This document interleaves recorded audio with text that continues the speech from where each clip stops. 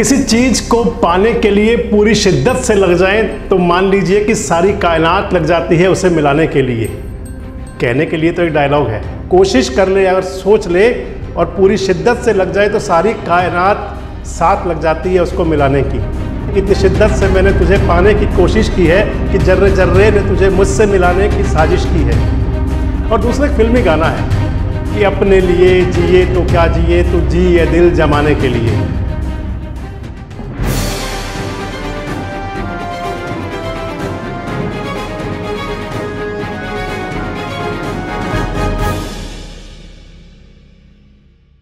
नमस्कार, मेरा नाम संजय मग्गू है और मौजूद हूं देश रोजाना के डिजिटल मीडिया प्लेटफॉर्म पर। आपने ये जो दोनों अभी एक डायलॉग और एक गाना सुना तो आप सोच रहे होंगे कि आखिर आज क्या हुआ, क्या हम बदल गए हैं? नहीं, हम वही हैं जो आपके सामने हमेशा आते रहते हैं और जैसे हैं वैसे ही हैं, क्योंकि आप हमें ऐसा ही पसंद करते हैं। इन दोनों डायलॉग्स का और गाने का जो मैंने आपसे जिक्र किया, पूरी स्टोरी है इसकी, और इस अंत तक इस वीडियो में मेरे साथ जुड़े रहें तो आप पाएंगे कि आखिर मैं कहना क्या चाह रहा था और आपको बताना क्या चाह रहा था। शुरू करते हैं उसी डायलॉग से कि अगर किसी भी चीज को शिद्दत से पाने की कोशिश की जाए तो सारी कायनात लग जाती है उसे आपके साथ मिलाने के लिए। वाकया हरियाणा के एक युवक का है जो आज लगभग 28 से 30 साल की उम्र का है, और वो वाकया तब शुरू होता है जब वो मात्र 2 साल का था।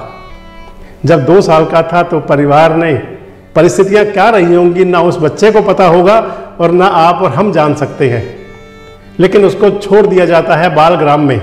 बालग्राम यानी कि अनाथ आश्रम, जिनका कोई नहीं होता उनके बालग्राम होते हैं। छोड़ दिया जाता है उस आश्रम के अंदर अपना जीवन चलाने के लिए। धीरे धीरे बच्चा बड़ा होता है। बालग्राम में रहते हुए नजर पड़ती है किसी उद्योगपति की, इंडस्ट्रिस्ट की, और वो बालग्राम में आकर कहता है कि इस बच्चे को अच्छी शिक्षा दिलाई जाए और इसका शिक्षा का खर्चा सारा मैं करूंगा। शिक्षा पाने के लिए अच्छे स्कूल भेज दिया जाता है। लगता है कि इस बच्चे की किस्मत बदल गई। किस्मत तो बदली थी, लेकिन किस्मत वापस भी तो फेरा लेती है। उच्च शिक्षा तक पहुंचते पहुंचते बच्चा 2011 में 18 साल का हो जाता है, और 18 साल का होने के बाद जो नियम के मुताबिक, जो तब का नियम था, उस नियम के मुताबिक बच्चे को स्कूल से बालग्राम में भेज दिया जाता है। लेकिन बालग्राम के दरवाजे उस बच्चे के लिए बंद होते हैं। बालग्राम में उसको आने की परमिशन नहीं मिलती, इजाज़त नहीं मिलती। बच्चा परेशान हो जाता है, लगता है जैसे कि मुसीबतों का पहाड़ टूट पड़ा हो। सोनीपत जिले के एक बालग्राम के बाहर ही बैठकर बच्चे की रात बीतती है। बालग्राम की जो संचालिका है उसको दया आती है, बच्चे को खाना खिलाती है और उस बच्चे से कहती है कि बेटा, जो तेरा यहाँ पर दाना पानी था यहीं तक था, इससे आगे तेरी अपनी नई जिंदगी शुरू होगी और तुझे वो खुद शुरू करनी होगी। कोई रास्ता नहीं नजर आता बच्चे को कि आखिर अपनी जिंदगी को अब कहां से शुरू किया जाएगा। 2011 में वो बच्चा कुछ पैसे लेकर के, जो उसे आर्थिक सहायता के रूप में कहीं से मिल जाते हैं, कोशिश करता है उस अनजाने अभिभावक का पता करने की कि जिसने उसे पढ़ने के लिए भेजा था। लेकिन क्योंकि कुछ हर स्थान की, संस्था की कुछ इस प्रकार की पॉलिसीज होती हैं कि उनको प्राइवेसी के तौर पर रखा जाता है, नहीं बताया जाता। बच्चा नौकरी करने लगता है और यहीं से उसके मन में विचार आ जाता है कि आखिर मेरे जैसे और कितने बच्चे होंगे, आखिर और ऐसे कितने बच्चे होंगे जो बालग्रामों से 18 साल की उम्र पूरी होने के बाद जब निकल जाते होंगे तो आखिर सर पर आश्रय कौन सा होता होगा। सोच आ जाती है बच्चे के मन में कि आखिर उन बच्चों का भविष्य क्या होता होगा, कौन सी राह जाना पड़ जाए। वो राह कोई भी हो सकती है, आपराधिक भी हो सकती है, उस रास्ते को किसी गलत रास्ते पर भी ले जा सकती है उस बच्चे को जिसका अभी पूरी तरह विकास नहीं हुआ होता। और इसी कशमकश के बीच वो बच्चा कोशिश करता है कि सरकार तक, हुक्मरानों तक वो आवाज़ पहुंचाई जाए कि जो बालग्रामों में रहने वाले अनाथ बच्चों के साथ होती है, बीतती है। और मैंने आपसे कहा था कि अगर कोई आदमी ठान ले, कोशिश कर ले, अगर सोच ले और पूरी शिद्दत से लग जाए तो सारी कायनात साथ लग जाती है उसको मिलाने की। आप यूं भी समझ सकते हैं कि इतनी शिद्दत से मैंने तुझे पाने की कोशिश की है कि जर्रे जर्रे ने तुझे मुझसे मिलाने की साजिश की है। और वो साजिश शुरू हो जाती है मिलाने की, इस बच्चे के साथ भी, उन हुक्मरानों के साथ और सरकार के कानों तक अपनी आवाज़ पहुंचाने की बात। 2011 से वो बच्चा 2019 तक हर पल ये योजना बनाता है, प्लान करता है कि किसी प्रकार सरकार के कान तक, सरकार तक अपनी बात पहुंचा दे। और कहते हैं ना कि सरकार ऊंचा सुनती है। आप इस बात पे ना जाइए, सरकार ऊंचा नहीं सुनती। सरकार के पास जब कभी सही बात पहुंच जाती है और जब अच्छा शासक बैठा हुआ हो तो फिर नई राह भी बन जाती हैं। उस बच्चे का नाम हम आपको नहीं बता सकते क्योंकि कुछ प्राइवेसी जरूरी है और कुछ पॉलिसीज ऐसी होती है कि जिसके अंदर गोपनीयता रखना जरूरी है। लेकिन आप इतना जरूर मान लीजिए कि आज वो बच्चा जिसने कि ठान लिया था कि अपनी तरह के बाल ग्रामों में रहने वाले बच्चों के जीवन को, भविष्य को उज्जवल करना है, वो उसमें तो कामयाब हुआ ही। आज हरियाणा के अंदर, सरकार के अंदर एक महत्वपूर्ण ओहदे पर कार्यरत है। 2011 से चलते 2019 आ जाता है और उस बच्चे को पता लगता है कि उसके जिले में जहां वो रह रहा है, यानी कि वो सोनीपत जिला है, और उस जिले के अंदर हरियाणा के मुख्यमंत्री मनोहर लाल आने वाले हैं ध्वजारोहण करने के लिए। एक बार फिर कोशिश करनी शुरू कर देता है वो बच्चा मुख्यमंत्री जी के पास, यानी कि हरियाणा की सरकार के पास अपनी बात पहुंचाने की। और यहां से शुरू होता है वो सिलसिला, जिससे कि मैंने आपसे कहा था, जो दूसरा इसका शुरू किया था कि एक गीत के साथ, एक डायलॉग था और दूसरा गीत था कि अपने लिए जिए तो क्या जिए, तो जिए दिल जमाने के लिए। सरकारें योजनाएं बनाती हैं, अफसरशाही उनको लागू करती हैं, लेकिन क्या कई बार सरकार के कान तक वो बात पहुंच पाती है जिसकी जरूरत होती है, जिसकी दरकार होती है धरती के, और या ये कह दें कि पंक्ति के अंतिम कोण पे, पंक्ति के अंतिम छोर पर खड़े हुए किसी जरूरतमंद की क्या आवाज पहुंच पाती है सरकार की? लेकिन अगर शासक सोच ले कि मुझे हर उस आवाज को सुनना है और उस आवाज में अपनी आवाज बनना है, तो फिर राहें बन जाती हैं। और ऐसी राह बना दी मुख्यमंत्री मनोहर लाल ने, जिसमें मैंने आपसे कहा कि अपने लिए जिए तो क्या जिए, तू जिए दिल जमाने के लिए। बात पहुंचती है मुख्यमंत्री मनोहर लाल तक उस बच्चे की, और वो युवक, यानी कि जो बच्चे से युवक हो चुका है, लगभग 25 साल की उम्र हो चुकी है, और मुख्यमंत्री तक उसकी बात पहुंचती है, तो मुख्यमंत्री जी को ये पता लगता है कि वाकई बाल ग्रामों में रहने वाले बच्चों की स्थिति क्या होगी। और बस यहीं से पसीज जाता है वो मनोहर दिल, जिसके लिए लोग तरह तरह की बातें भी कहते हैं। आप भी सोचते होंगे, हम भी कहा करते हैं, हम भी कहते हैं कि सरकार ने ये नहीं किया, सरकार ने वो नहीं किया, सरकार यहाँ सफल हुई, सरकार वहाँ सफल हुई। ये बताना जब हमारी ड्यूटी है, तो वो बताना भी हमारी ही ड्यूटी है कि आखिर कैसे कैसे फैसले कई बार सरकार करती है जो नज़ीर बन जाते हैं। और मैं आपको जो बताने चल रहा हूँ ना, ये नज़ीर है, ये नज़ीर मानी जानी चाहिए हमेशा। और नज़ीर इसलिए है कि इसने हरियाणा के अंदर कम से कम रहने वाले उन अनाथ बच्चों के, यानी कि जिनका कोई नाथ नहीं होता, अनाथ कौन होता है? जिनके सर से साया उठ जाए। वो साया किसी रूप में भी उठ सकता है। आज के हालात में कई बार ऐसा मौका भी होता है कि कुछ परिस्थितियां ऐसी होती हैं, हम उसकी गहराई तक नहीं जाना चाहेंगे, कि बच्चों को लोग उस चौखट तक पहुंचाते हैं जिसको बालग्राम कहते हैं, जिसको अनाथालय कहते हैं, जिसको अनाथाश्रम कहते हैं। युवक मुख्यमंत्री से मिलने की कोशिश करता है, मुख्यमंत्री के ओएसडी को अपना एक संदेश पहुंचाता है, मुख्यमंत्री के सुरक्षा कर्मियों से कहता है कि बस एक बार मुझे मुख्यमंत्री से मिला दो ताकि मैं उनको अपनी बात पहुंचा दूं। कागज पर लिखकर खत पहुंचता है मुख्यमंत्री जी के पास, क्योंकि सरकारी सिस्टम है कि कोई बिना अपॉइंटमेंट के मिल नहीं सकता, तो मिलने का मौका तो नहीं मिला था, लेकिन वो खत पहुंच जाता है मुख्यमंत्री जी तक। और मुख्यमंत्री मनोहर लाल बुला लेते हैं उस बालक को, उस युवक को, उस किशोर को, कि जिसने जीवन के ऐसे थपेड़ों से जूझते हुए खुद को स्टेबलाइज, यानी कि खुद को परिपूर्ण करने के लिए, खुद को स्थापित करने के लिए, खुद अपने पैरों पर खड़ा होने के लिए जाने क्या क्या प्रयास किए हैं। और बस यहीं से शुरू हो जाता है कि योजना बनने का सिलसिला, उस पॉलिसी के अंदर बदलाव करने का सिलसिला, जो पॉलिसी पहले से ही थी और जिस पॉलिसी के तहत 18 साल का बच्चा होने के बाद में उस बालग्राम से पराया हो जाता था, जिसके अंदर उसका शैशवावस्था, जिसके अंदर उसका यौवन किशोरावस्था बीतते हुए यौवन काल तक पहुंचता है। तो आपको सिलसिलेवार बताता हूं कि आखिर उस योजना के अंदर, जिसके अंदर पॉलिसी में बदलाव हुआ, वो हुआ कैसे। जब मनोहर लाल के पास, यानी कि मुख्यमंत्री के पास, उस बालक का, उस किशोर का, उस युवक का वो खत पहुंचता है, वो संदेश पहुंचता है, और उसके बाद में एक बेसहारा बच्चे की पीड़ा सुनकर उस बच्चे को न केवल मुख्यमंत्री अपने गले लगाते हैं, बल्कि प्रदेश के सभी बेसहारा बच्चों के कल्याण के लिए कई तरह की नई योजनाएं लागू कर दी जाती हैं। जो पुरानी योजनाएं हैं, जो पुरानी पॉलिसीज हैं, उनमें अमेंडमेंट किया जाता है, उनमें कई तरह के बदलाव किए जाते हैं।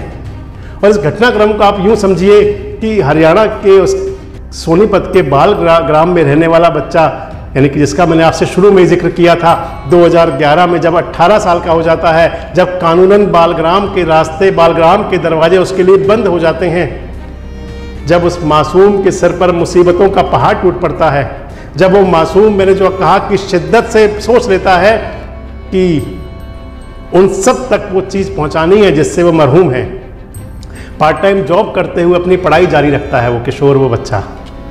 और अनाथ बच्चों की इस गंभीर समस्या के समाधान के लिए मुख्यमंत्री तक कई बार मिलने की कोशिश करता है, और जब सफल होता है 2019 में, जब उसे पता चलता है और जब उसका पत्र पहुंचता है 15 अगस्त के लिए ध्वजारोहण करने के लिए, जब मुख्यमंत्री जिले में पहुंचते हैं और जब वो मुख्यमंत्री से मिलता है अपने खत के माध्यम से, यानी कि जो सुरक्षा कर्मियों को अपना जो खत दिया था मुख्यमंत्री को पहुंचाने के लिए, जो सुरक्षा कर्मियों ने उस खत को पढ़कर समझा उस दर्द को, और उस दर्द को समझकर पहुंचाया मुख्यमंत्री के ओएसडी तक, और मौका मिलते ही उस किशोर ने, और जब मुख्यमंत्री ने बुला लिया तो उस किशोर ने अपने सारी परेशानियों से और इसके साथ साथ उन तमाम बालकों की परेशानियों से, कि किस प्रकार परेशानियों से गुजरते हैं, उस पीड़ा को एक लय में मुख्यमंत्री के सामने विस्तार से रख दिया।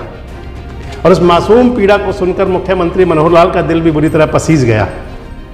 जो मैंने आपसे कहा था कि नाम के मनोहर हम भी कहते हैं कई बार आप भी सुनते होंगे, और मीडिया का काम होता है कि जो सरकार की अगर गलत योजनाएं हैं, सरकार की गलत बात है, उनको भी बताएं, लेकिन जो सही बात है, जो सही फैसला हुआ, और जिस फैसले से सैकड़ों हजारों उन लोगों की जिंदगी बदल गई जिनको कोई देखने वाला नहीं था, और इसी के साथ एक फैसला हो जाता है कि प्रदेश के सभी बाल ग्रामों में रहने वाले तमाम बच्चों का कल्याण किया जाएगा। मुख्यमंत्री उसी दिन उस किशोर की, उस युवक की, जो अब युवक बन चुका है, उसके रहने की, क्योंकि उसने कहा कि रहने की व्यवस्था नहीं होती 18 साल के बाद, तो उसकी रहने की व्यवस्था करा देते हैं सरकारी रेस्ट हाउस के अंदर, विश्राम गृह में, और उसको कहते हैं कि लगातार मेरे संपर्क में रहना। और इसके साथ ही मुख्यमंत्री मनोहर लाल को बालग्रामों में रहने वाले मासूमों की पीड़ा का अच्छी तरह पता चल जाता है, और इसीलिए उन्होंने उन मासूमों के लिए न केवल उनको संरक्षण देने की योजना बनानी शुरू कर दी, बल्कि वो कैसे अपने पैरों पर खड़ा हो जाए इसके लिए भी ध्यान देना शुरू कर दिया। योजना तो पहले भी थी, जेजे एक्ट के तहत इस प्रकार की योजनाएं होती हैं, और बाल ग्रामों में रहने वाले बच्चों के लिए पॉलिसी पहले भी थी, लेकिन उस पॉलिसी के अंदर आमूल चूल परिवर्तन करके इतना बड़ा कदम उठाया गया कि जिसके बारे में किसी ने सोचा तक नहीं होगा। मुख्यमंत्री मनोहर लाल द्वारा अनाथ बच्चों के लिए लागू की गई जो नई पॉलिसी है, उसके मुताबिक अब 18 वर्ष के बाद, यानी कि जब बच्चा 18 वर्ष का हो जाएगा और उसे बाल ग्राम से बाहर कर दिया जाएगा, तो उसके लिए 25 साल तक की उम्र तक के लिए उनकी शिक्षा, उनका रहन सहन और भोजन की व्यवस्था करने की जिम्मेदारी सरकार ने ले ली। पॉलिसी में परिवर्तन के बाद 18 साल की उम्र पूरी होने के बाद सरकार द्वारा उन तमाम बच्चों के रहने और भोजन की व्यवस्था पीजी या सरकारी रेस्ट हाउसों में सरकारी खर्च पर की जा रही है। ये तभी पॉलिसी में अमेंडमेंट कर दिया गया, पॉलिसी में बदलाव हो गया। इतना ही नहीं, मुख्यमंत्री मनोहर लाल ने बेसहारा बच्चों को सुविधा देने का सिलसिला यहीं पर नहीं रोका, और अगर ये कह दे कि एक दरिया दिली का और परिचय दे दिया कि इन बच्चों को सरकारी नौकरी देने की भी व्यवस्था कर दी।